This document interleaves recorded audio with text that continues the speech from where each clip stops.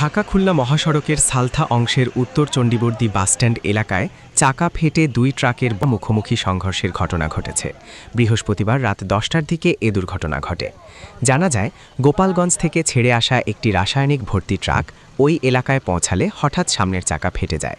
এতে চালক নিয়ন্ত্রণ হারালে ঢাকা থেকে আসা পাথরচুন বোঝাই আরেকটি ট্রাকের সাথে সজোরে এর মুখোমুখি সংঘর্ষ হয়। এ দুর্ঘটনায় কোনো প্রাণহানি না ঘটলেও উভয় ট্রাকের বেশ কয়েকজন কর্মী আহত হয়েছেন। এর মধ্যে রাসায়নিক ভর্তি ট্রাকের চালকের অবস্থা গুরুতর বলে জানা গেছে।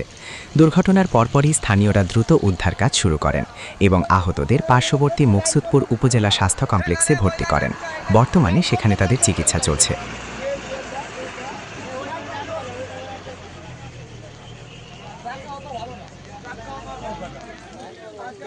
এই চাকায় গাড়ি চলে ট্রাকে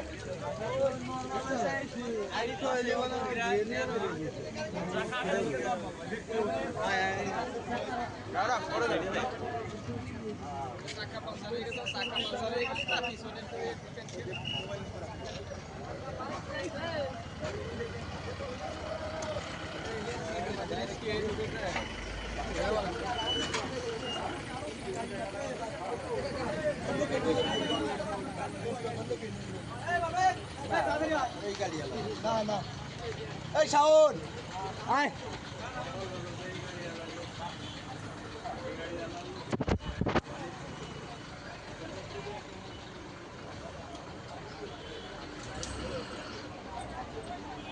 গাড়ি এইটা মানে এইটা আসলে হ্যাঁ হ্যাঁ এই সাইড তো সাড়ে তো আটকাইল চলে এ ভাই আপনার সাইডে তো গাড়ি ঢুকে এই সাইড দিয়ে সাইডে যান ওই সাইডে গাড়ি ছাড়ছে এই সাইড দিয়ে ডবল জমিনে পরে কমেন্ট আগে সামনে করাইলে